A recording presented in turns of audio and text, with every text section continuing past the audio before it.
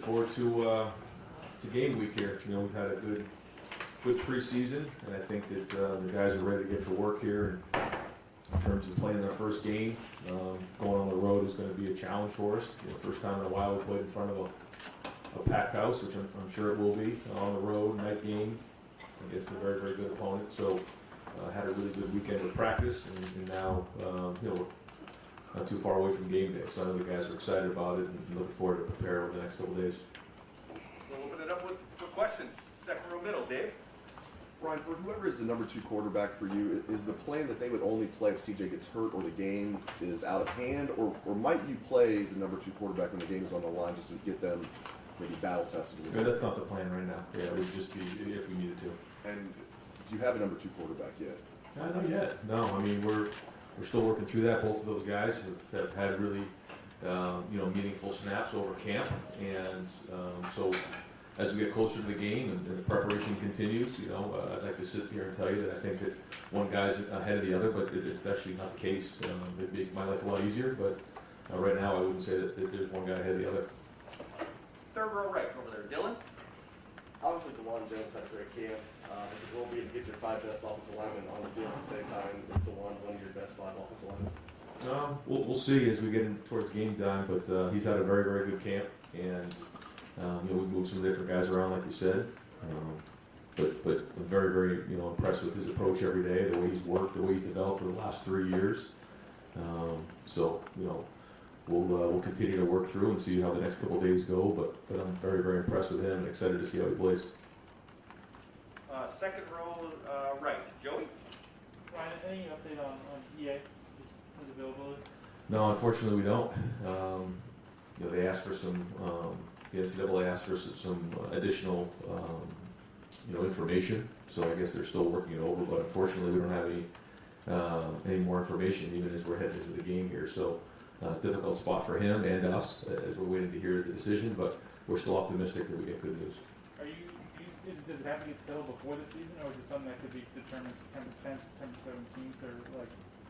Yeah, again, we're just kind of, you know, patiently waiting because that affects, you know, that if he is eligible and he has an opportunity to be on scholarship. If he isn't, then he has to figure out what the next step for him is, and so again, we're just kind of waiting on that. Third row left, Jacob. Yeah, hey Ryan, you kind of touched on it in your opener. You know, you're opening against a conference opponent, and being the first time for you to do that, how does that change your preparation? How impactful is that for you? It started back in the spring. We talked about this right from the jump when we started that first practice in the spring. We knew when we saw the schedule that this was going to be something we had to get game ready early in the season, and we'll come right out of the gates with a conference game on the road with a, you know, freshman quarterback or a young quarterback and you know, young linebackers and some guys that you haven't played a lot of football. So it was a challenge, you know, this spring to spend a lot of time on fundamentals and techniques, and then this preseason get as many game reps as we possibly can. We tackled a decent amount in the preseason, so feel great about that. We put in a lot of hard work, a lot of physical practices out there. So I'm proud of the work we put in. I mean, I feel good going into this game, but you just don't know what you got until you get out there. Third row right, Jeremy. Ryan, with recruiting visits and stuff starting to get back to somewhat normal, obviously I think the expectation will be that visitors have to wear masks inside the buildings, but other than that, has there been any guidelines from the NCAA about what to expect for unofficial visitors, official visitors, limits, etc. for the season? Yeah, I mean, assuming right now where we're at, that it's going to be somewhere the way it was in the spring when we did have, you know, June visits, and so, you know, excited to have people back on campus to be able to see games, and I think, you know, it'll probably be very similar to the way it was in June. Is there any numerical limit that you guys have been given, like on a per weekly basis, about how many you can structure in or fit in? Per week, no. No, obviously we still have our limits in terms of official visits on a calendar year, but no limitations in terms of on a weekly basis right now. Second row middle, Bill. Ryan, what are you most excited about for Thursday, and what are you most nervous about? Excited to just get going and find out what we have and start to you know, solve all the things that need to get fixed, because you don't know till you get out there, and that's coaching. That's the fun part about coaching. The hard part is, you know, you're not allowed to lose around here, so you gotta win. You gotta find a way to win the game and get out of that you know, environment 1-0. And I told the team the other day, the first meeting of the week, is that that's the goal here, is to go 1-0. There's no other expectations. You don't know how it's going to go. And whether we go up, we go down, it's even, we're going to get that game to the fourth quarter and then find a way to win the game. And that's the only expectation right now. But that is the exciting part is, you know, you have a new challenge year in, year out and finding where guys are and then you build as the season goes on. We've been talking a lot about Minnesota. What stands out about them? Obviously, it's a veteran team, and they've got that. What kind of stands out about them? Like you said, a veteran team that has experience. 2 years ago, they were a top 10 team in the country, and a lot of those guys are still on the team. Certainly the quarterback and running back's a very good player, and they're very, very well coached. PJ does a good job there. They play hard, take care of the football, fundamentally sound. They make you earn it, and so it's a combination of all those things. And then going on the road to their place, first game of the year. Third row left, Dan. Ryan, Minnesota's running back was second in the country last year in rushing yards per game. How concerning is that going against that when you do have such an inexperienced linebacker group? Well, I think that anytime you're playing in the Big Ten, you got to go against really good running backs. We've played against good running backs before, but this guy is built low to the ground. He breaks tackles, and so when you look at this past week, I think in the 7 games that were played, there was 56 explosive plays. I think a lot of that was probably some missed tackles along the way. So that's why we spent a lot of time tackling in the preseason. And you know, we got to do a good job of getting him down. And there's a lot of different ways that we're going to look to do that. But he's a very good running back. He runs hard. Their offensive line does a good job of getting movement. We're going to have to defeat blocks and tackle well. I know Taraj, this guy is going to be a leader at that linebacker spot. Who else do you feel good about there going into this first game? Yeah, I feel good about Tommy Eichenberg. You feel good about, like you said, Taraja, Dallas, Cody Simons. You know, Steel Chambers is going to get in there. Kayvon Pope will be in some different spots. I mean, we have some depth there, but like you said, you know, at some point those guys have to go in there and play and produce because they have some guys in big shoes to fill. Far left, Brendan. Coach, how much, when you're going into the first game of the year and you don't have game film from this season, you're prepping for an opponent, how much do you look at film from last year versus trying to just focus on what you want to accomplish in the game? A little bit of both. I think that when you go into a first game, you have to kind of, go off a little bit what they did last year, but know that you're going to get change-ups along the way. You're going to have to adapt, and you're going to have to communicate in game and figure out what those adjustments are. And we're expecting some different change-ups from them, and we have some for them as well. And that's kind of how it goes. It's that back and forth. But at the end of the day, you have to be able to execute the plays that you know, and that's what preseason and spring's been all about. But in game, being able to adjust to what the changes are is important. In that regard, is preparing for the first game of the year the most difficult because of the lack of game film? Is that fair to say? I don't know. I mean, it's similar, I guess, to a bowl game where you have a lot of time to prepare, and you also can overthink things on both sides of the ball. But it's not that it's more difficult because you have more time to prepare. Sometimes the more difficult games are those ones that get on you quick. Coming back from a late game and then having maybe play a noon game or something like that in the next week. But it's unique in that you don't know. There's the element of the unknown. Second row right, Austin. Ryan, what made there the pick for Block Up? I just think that first off, he's from Ohio. Secondly, he's been through a lot in his career. This is a guy who wasn't very highly recruited. Had to lose a bunch of weight to even earn a scholarship here. Had a back injury along the way. Overcame a lot of obstacles, and he's done everything the right way. He decided to come back for another year, and he just has the respect of everybody around here, and really exemplifies everything that Bill Willis stood for. And so, Jonathan Cooper, I thought, was the great first recipient of the Bill Willis Award, but I think that Thayer's going to do the same. Sure, you'll wait till the availability report comes out on Wednesday, but if he couldn't go, is Matt Jones in line at left guard, or do you know how that would play out if he wasn't available? He's going to be available, but if he wasn't, yeah, we have some good, solid backups behind him. Second row left, Bill. Ryan, you said maybe a week or two ago that you had some linebackers kind of in and out with nagging kind of injury things. Where does that position stand right now from a health standpoint? Pretty good. I feel pretty good going into the game. I think this past week we've gotten healthy, and we put 2 hard physical practices in this weekend, and the pads come off today. And we kind of have a hybrid practice today, but the pads will be off. And the goal was to be done off the field with the physical part of practice by noon on Sunday. We did that, and now it's a long time until Thursday night, but we'll have a really spirited helmet practice today. Same thing tomorrow, and then we get on the road, obviously, and head up there and have best And usually we call it best Fridays in football, best Wednesdays in football, so they'll be unique. But a lot of time to prepare. And I think coming out of the weekend, the way we did, to your point, I think that we're going to pretty healthy heading into the game at linebacker. And then Master and Mayan and Trey and Marcus, like, how do you feel that quartet kind of performed in camp, and do you have a feel for right now how you think that's going to settle itself out when you start putting guys in the game? Yeah, they all bring different things to the table. I think that Tony's done a great job. I think they all pull for each other. There's not a lot of selfishness in that room. I think that's one of the things about having a strong unit is having unselfish guys in there, and they've done that. They all have different skill sets. Mayan and Master have played the most, so they mastered the most. Mayan's played some, but they were in big spots. Clemson game had a few carries, and then Marcus played a little national championship. Trey's done a really good job as well. So, early on, the guys who have played a little bit will lean on them, but Trey's going to get in there quickly, and we'll roll those guys and kind of see how the game plays out a little bit. But we're going to play depth at that position. Right next door, Steven. I don't know if it's my dumb way to ask this question, but there's always turnover in college football. But I mean, the top 3 teams in college football right now are turning over at the same time. The question that we said about that quarterback, is that a unique thing that you've seen in your coaching career to see this many teams have a reset button, basically? I think it's hard because really good quarterbacks leave after the 3rd year, so the turnover is almost every year, every 2 years. And that's a challenge. I mean, it really is a challenge to develop a young quarterback and bring him along. And there's just a lot of things along the way that they have to learn. And so, the minute you get them to where you want, they're off to the NFL. And I think that a lot of programs share that same not frustration. It's just the way it is. So we have to embrace that and continue to develop young quarterbacks, and that's a big part of it. But it's not just quarterbacks; it's a lot of other positions as well.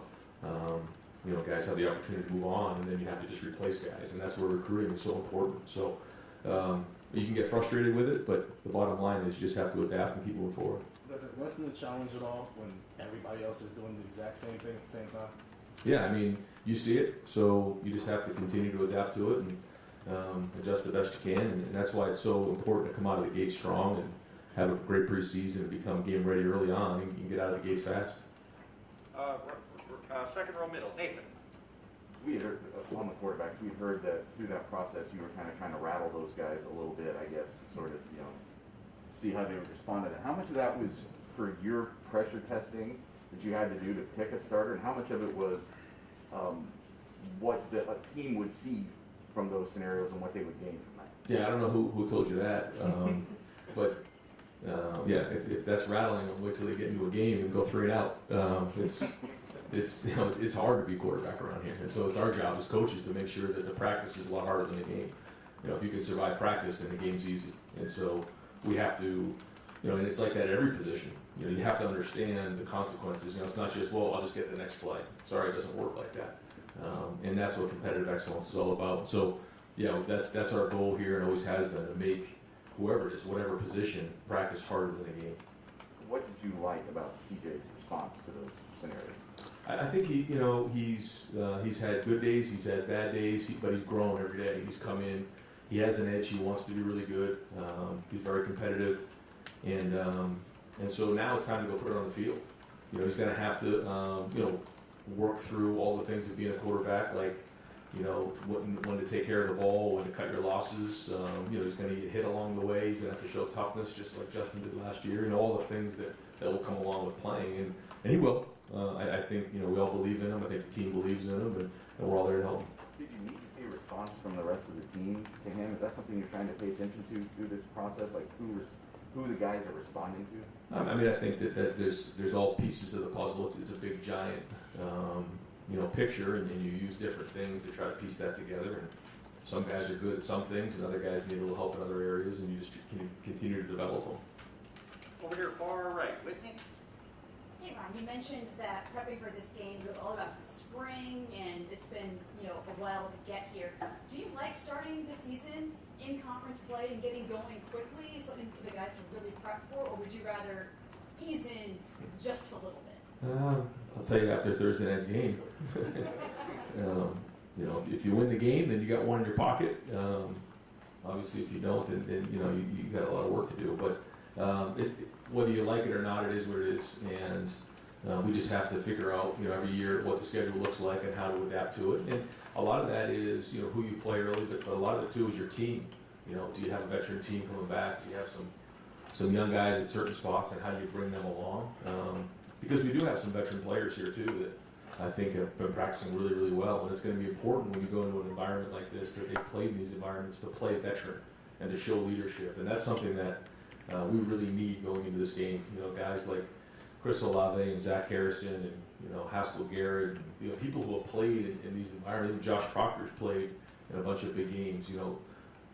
When you look up to a guy who's been in this spot before and been in big games and played night games and conference games, there's a little bit of confidence that can come off of those guys, and that they can impart in the other players. And so that's something we're looking for when you open up a game like this. Some of the young guys that you have been watching during the summer fall camp, Jack Sawyer, are we going to get to see him in his first game, you think? Yeah, I think so. We're going to play depth there, and Larry's going to travel maybe 12 or 13 of those D linemen. We're limited on how many guys we can bring, and actually we have a lot of depth there. So we're going to have to make some hard decisions as we head over the next couple of days. But if they're going on the bus and they're coming on the plane, then we're going to put them in the game. Deep right, Spencer. Ryan, you talk about Jack playing depth and getting guys in on the defensive line. When you try to replace a guy like Tommy, you're going against a heavy run team like this. What have you seen out of Teron and those guys, Antoine in the middle, that makes you think that they can play beside Haskell and make it? I've been impressed with our day-to-day work, that our offensive line and defensive line have gone at it pretty hard, especially in the preseason. And Antoine and Teron, Haskell, Ty Hamilton, even the young guys have done a nice job. Tyleek and Mike Hall, just see those guys getting off the blocks, getting pushed back, running to the football, and there's some depth there, so they can play fresh. I think that's important. I think, like you said, to have 50 or 60 plays on one guy, that can be a lot. But when you have guys that you can roll in and out, then the goal is to keep them fresh, and that's one thing Larry does a great job of. Fourth row middles, Patrick. Ryan, throughout camp, you've brought up being game ready quite a bit, and you sort of touched on it at various positions, but just in general, do you feel this team is game ready 3 days out? It's time to play, yeah. I guess we could prepare for another week, but I think they're tired of hitting each other. You've heard that year in, year out going into the first game, but that's true. It's time to go play. I think that we're prepared as we're going to be, and now it's time to go put it on the field and then come in the day after, make the corrections, and continue to build.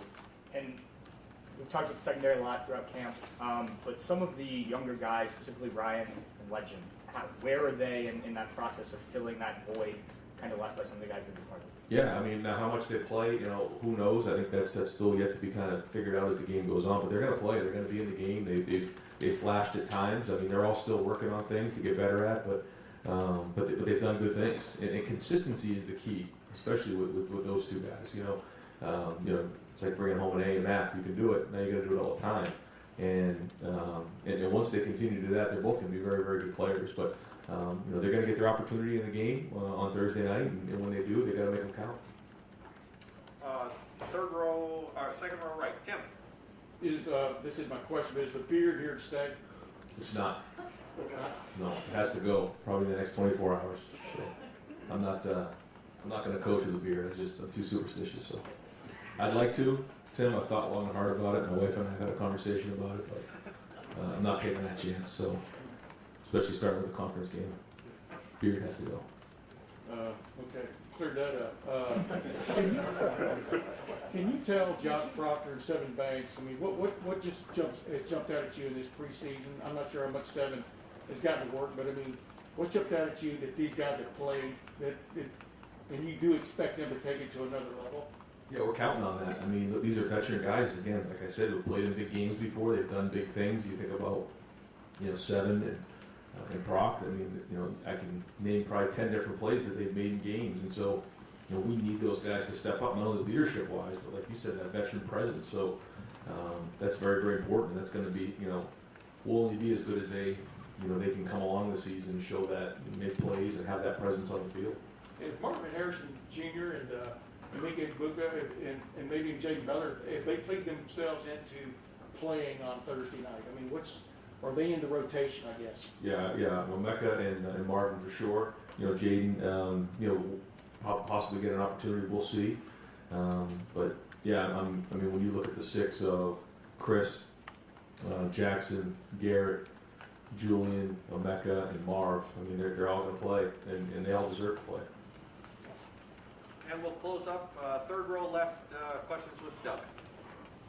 Ryan, you said you told the guys it's about being 1-0, just getting through this game, but 2 years here, you guys made the playoff, both years with you as head coach. Everybody here knows the expectations and the potential and the standard here. How do you just address that at this point in the season with anybody, with your team? Because they know they need to go 1-0, but they also know this is Ohio State, and you always have big goals. Yeah, because that's, you can't get anywhere down the road if you don't win this game. And so that has to be it. And it doesn't need to be perfect. It doesn't need to be, anything other than just a gritty win on the road. And you put that in the bank and you continue to build. It needs to be a start. And that's all that matters on this thing. And so we just got to stick together because you just don't know in the first game what's coming. And so, again, when you go into a game, first game, you start to play in your mind, okay, if this is going to happen, or I'm going to get 3 sacks, or I'm going to run for this, or I'm going to catch this, or I'm going to throw these kind of touchdowns, and rarely does it work out that way. So let's just focus on sticking together, taking it one play at a time, and we'll look up at the end of the game and see where we're at. And again, this is like asking if you're thinking big picture when clearly you're trying to keep your guys focused. But for a guy like CJ, Justin in his second year as a college football player came here, and you guys made the playoff that year. He played really well. And JT Barrett, his second year as a college football player, was a starting quarterback for a team that made the playoff and won the national championship. Is there any once CJ's been the starter now, is there any context conversations you've had with him, or do you not want him thinking that way? It's just do your job. Yeah, because that doesn't really have anything to do with him. I mean, I guess you can look at what's been before and the blueprints that have been set, but, if we don't take care of the football and do a good job on third down, the red zone, then none of that stuff matters. You have to go play. Just because you're, Ohio State, or just because you're the quarterback doesn't necessarily mean it's just going to happen. It's not magic. You can't just throw it. Minnesota's a very, very good team. PJ Fleck's a very good coach, and it's going to be hard to win this game. And our guys have to understand that. And they will. They do. I mean, we have their attention on this. We've been talking about this for a long time. A conference game right out of the gate, young quarterback. I mean, they got it. We have their attention on this thing. So we know it's going to be hard, and we're just going to continue, like I said, take it one play at a time. Again, it's cliche, but it's real. Because if you worry about what's coming next, then you're going to get distracted on what's now.